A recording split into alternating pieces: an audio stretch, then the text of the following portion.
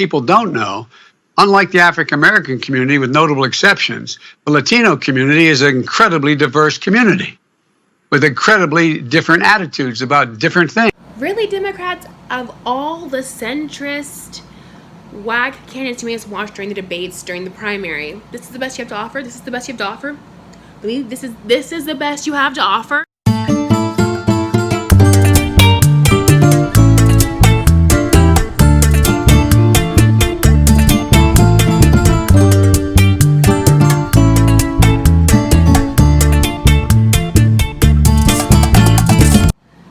Hey y'all, it's your girl Masila. Welcome back to my channel. We're now currently 161 subscribers deep in the Dom Nation. I want to go ahead and say thank you so much for subscribing if you already have. If you haven't yet, it's a perfect opportunity for you to go ahead and just, hit the like button, leave a little comment down below, share with your friends, subscribe. I make videos for every Monday, Thursday, and sometimes Saturday. I'm getting better with Saturday. I'm working on it. But mostly probably be Sunday, Saturday, a weekend day. So you'll have lots of me to see and lots of topics to discuss. I do makeup on Mondays, more talky videos on Thursdays, and then Saturday, Sundays, wild card days, and I'll probably either sing or talk about my opinion like I am today. So yeah, just go on, just take a moment. Just take a moment, just go ahead and subscribe.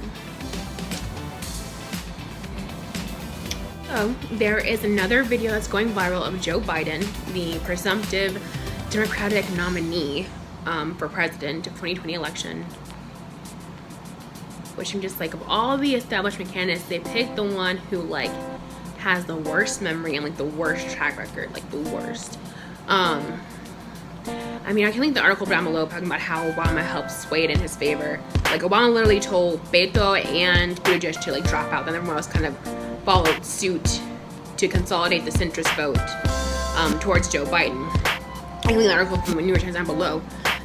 So if you're wondering how we got Joe Biden as our presidential nominee, just say thanks Obama, literally, thanks Obama.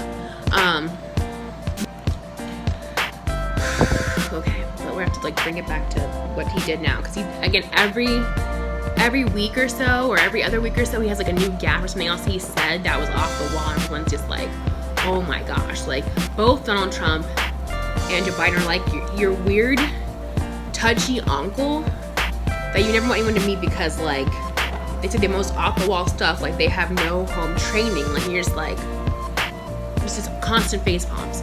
So he did this again today with this interview.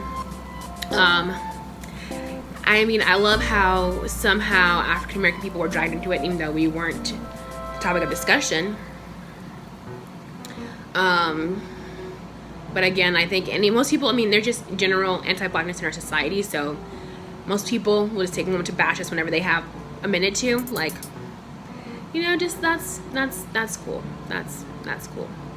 As an African American here, I'm just hey, we are diverse too. But let me contextualize what he says. He's on an interview with Lulu Garcia Navarro, and she's asking him about TPS regulations. Now, what's TPS? So TPS stands for the Temporary Protected Status Program. Basically, that's what he's asking. She's asking him about. So basically, what the TPS does, and I'll link this down below, this source from the U.S. Citizenship and Immigration Services page, official from the U.S., okay? What they do is this. So basically, the Secretary of Homeland Security may designate a foreign country for TPS, so temporary protected status, due to the conditions in the country that are temporarily prevent the country's nationals from returning safely, or in certain circumstances where the country is unable to handle the return of its nationals adequately. So basically, it says certain conditions that are part of this that qualify for TPS are ongoing armed conflict, civil war, an environmental disaster such as an earthquake, a hurricane, or an epidemic, other just extraordinary temporary situations like that. So during this time, people who are beneficiaries are found primarily eligible they're not able to be removed from the U.S. They can obtain an employment authorization document, or EAD, and they are granted travel authorization. So it's interesting. Basically, all she's asking him in regards to TPS, that she's noticed that a lot of Venezuelans have been able to stay in the U.S., but a lot of Cuban people are being deported. So I'm not sure, maybe if it is because the situation in Venezuela is a little bit more dire than Cuba's situation, from what I know of it. I know, like, literally in Venezuela they're starving, and the government like gives them like a random set of food every month, and they don't know what they're gonna get, and it's just utter chaos. And even they're stopping humanitarian aid to Venezuela. Cuba, I don't know if it's quite that dire there, so I'm not sure if that's part of the reasoning of why they're not like letting as many Cuban people stay in the U.S. But that's what she was asking when he made this comment. So just take a look here and see why he's an embarrassment. Are you going to re-engage with Cuba, though? I mean, I'm specifically wondering about, you know, the Florida communities that are, incredibly interested in the Cuba issue, and see status given to Venezuelans while Cubans are being deported. The answer is yes. I'm going to engage. Yes.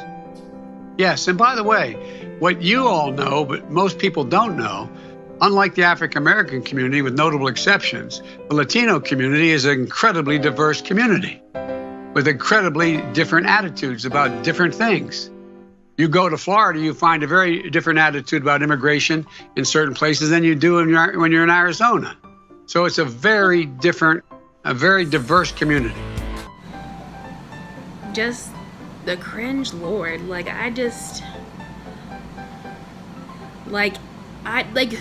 does he have, like, a coach or something that talks to, like, says, like, hey, maybe something you shouldn't say? Like, who does he really say stuff like this and think it's gonna be like, it's just gonna be cool and it's gonna be okay, like, then no one's gonna like go off? I don't even think I've heard him apologize for this gaffe yet, even.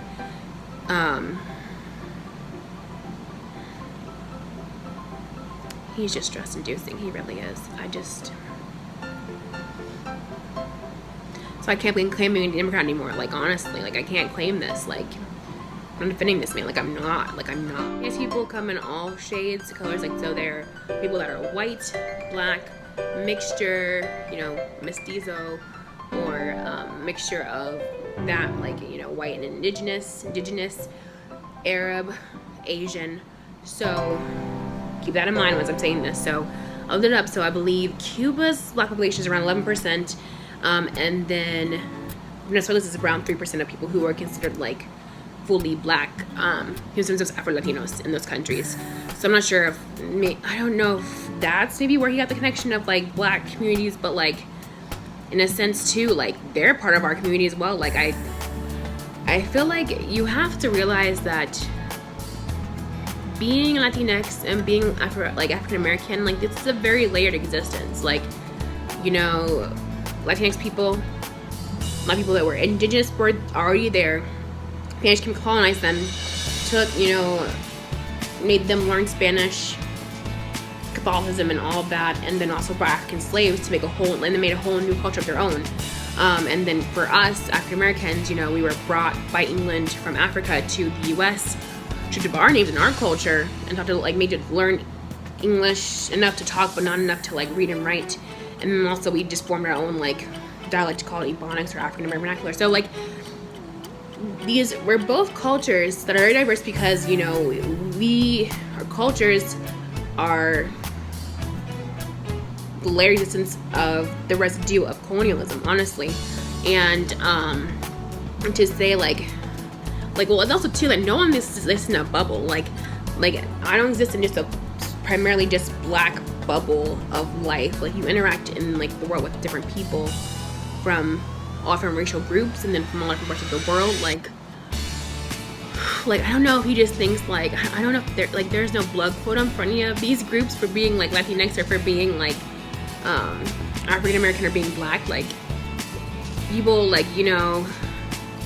people I've been in a lot of Latinx places, I've been in a lot of black places, I've been in a lot of Arab places, and also too a lot of people who are calling from these countries from TPS, from Somalia for sure, even here comes to a lot of Somalian people here from Somalia, and I want to say like Sudan, like South Sudan and Haiti, like they're black people, you know, so they would be with hanging out with African Americans. Like there's such a layered experience, and it depends on, you know, if someone is, you know, first generation people come from like Jamaica and like the Caribbean all the time, and they're black, like, and they're, you know, we all intermingle together, like Caribbean people, African American people, Afro-Canadian people, Afro-British people, like from other parts of like Europe and stuff. So this idea that we're not diverse and that like, so it may not be quite as distinct as like maybe, because I feel like maybe I can understand someone of his point of view just because like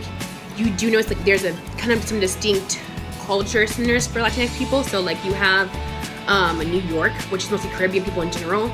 But like, you know, I feel like I know about like you just like you being like you're New Dominican or not like New Dominican, you know, so people from those countries go there.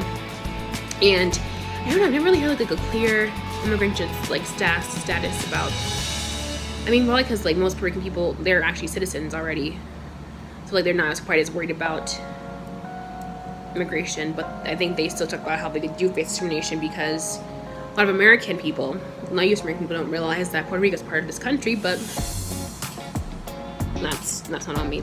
I feel like, yeah, I feel like New York is very like, I mean, very racially diverse. I feel like a lot of people that I see there though, like they could be my cousin. I'm gonna say it like we could be related.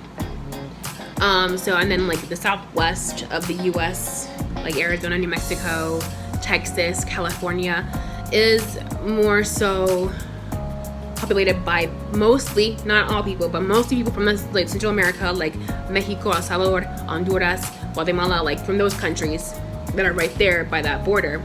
And so they're a little bit, I mean, it's just tricky. I think Arizona tries to be a little bit more strict, and so checks on like their immigration. California is a little bit more lenient on immigration, especially from those countries. I mean, California, like all that part of the country used to be Mexico, you know. And before we bought it from Spain, so we used to come from Spain like what, in 1848. Dude, my brain, like wow. And then so the difference, I guess, with like maybe like Miami, and he's talking about Florida, especially Miami, we have a lot of people coming from like Cuba and from Venezuela, so former communist and socialist countries, where some of these people, not all of them, mind you, a lot of these people would identify themselves as white, especially a lot of people that are from Venezuela, like racially, like they're white. Some people from Cuba too, like a lot of people, like, I mean, it's kind of like unlike the U.S., like not unlike the U.S. A lot of people that are richer or higher status tend to be whiter or lighter versus like, and then like lower class people tend to be darker.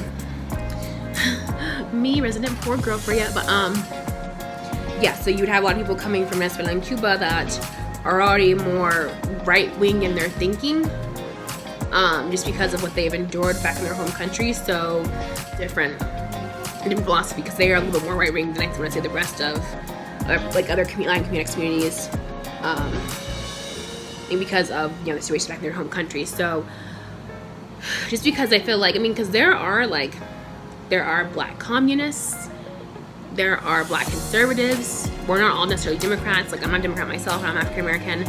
I would consider myself a Democratic socialist, I would say, more so than anything. So somewhere between, in the middle, like, but like it's interesting. So, but definitely like not pro-capitalism, just for sure, I would say that, and definitely not pro-predatory capitalism. So,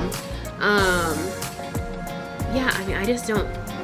Like, I don't know. That's you guys' guy, I guess. If I don't know if he's, I mean, he might. I mean, it's my little political prediction. Like I feel like honestly between him and Trump, it's about half and half. Like they're both like incompetent for this job of president. So either one could take it, I think. So you guys have fun figuring that out for them. I'm gonna stay over here being progressive, being lefty, and being happy. So yeah, if you like my video, you like more of my opinions, just go ahead and give me a like, share it with your friends, and subscribe. And I'll see you in the next video.